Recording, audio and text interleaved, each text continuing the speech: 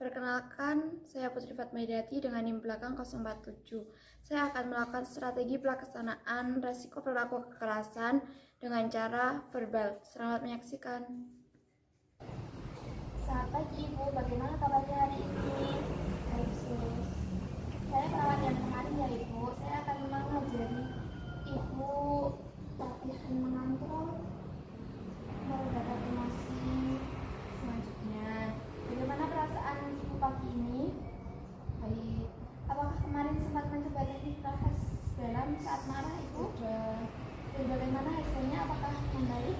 Lumayan. Apakah Ibu pernah mencoba teknik verbal untuk membantu mengontrol marah? Belum. Saat Ibu mencoba meminta dengan baik, bagaimana perasaan Ibu? Lumayan. Apakah Ibu merasa lebih tenang ketika menolak dengan kata-kata yang sopan? Iya. Bagaimana rasanya ketika Ibu mengungkapkan perasaan dengan cara berbicara tenang, bukan dengan marah? Lega. Menurut Ibu, latihan ini membantu mengurangi rasa marah atau tidak? Iya. Hari ini kita akan membahas bagaimana meminta dengan baik, menolak dengan baik, dan mengungkapkan perasaan baik dapat membantu mengontrol emosi marah, dan bagaimana cara melakukan dengan latihan ini akan berlangsung sekitar 10 menit. Apakah Ibu setuju? Teknik mengontrol emosi dengan teknik verbal ini dengan cara mengekspresikan diri melalui kata-kata baik seperti meminta dengan sopan, menolak dengan baik, dan mengungkapkan perasaan dengan cara yang tepat. Tujuannya agar Ibu bisa menyatakan keinginan menolak dan perasaan dengan baik tanpa harus marah atau melakukan kekerasan. Sebelum kita mulai latihan ini, Ibu sebaiknya kita menciptakan suasana yang tenang agar Ibu merasa lebih nyaman dan fokus. Saya ingin memastikan tempat duduk Ibu sudah nyaman dan tidak ada gangguan dari sekitar.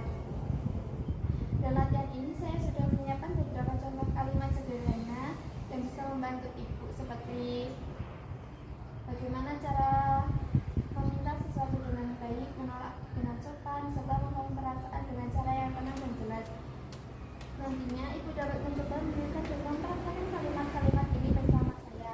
Harapannya melalui latihan ini Ibu akan lebih mudah menyampaikan apa yang Ibu rasakan dan inginkan tanpa harus marah dan menekan suara. Baik Ibu, sekarang mari kita mulai latihan berbicara dengan cara yang lebih tenang. Misalnya ketika Ibu ingin meminta sesuatu, Ibu bisa menyampaikan dengan kalimat sederhana dan ada suara yang lembut, seperti tolong ambilkan air minum untuk saya. Dengan menggunakan kata-kata yang sopan seperti ini, orang lain bisa akan lebih mudah memahami dan membantu Ibu. Lalu saat Ibu merasa kesal atau kecewa, sebaiknya tidak disampaikan dengan marah atau membentak. Ibu bisa mengungkapkan perasaan dengan cara yang lebih menenangkan, seperti saya merasa kecewa karena Ibu lagi. Dengan begitu orang lain bisa memahami perasaan Ibu tanpa merasa tersinggung, dan Ibu bisa lebih lega karena sudah menyampaikan apa yang dirasakan. Mari kita coba bersama-sama ya Ibu. Saya akan memberikan contoh kalimat terlebih dahulu, kemudian Ibu bisa menentukan dengan suara yang tenang dan lembut. Kita akan mengulangi beberapa kali sampai Ibu merasa lebih terbiasa. Jangan khawatir, saya akan mendampingi Ibu dengan sabar dan setiap langkah latihan ini.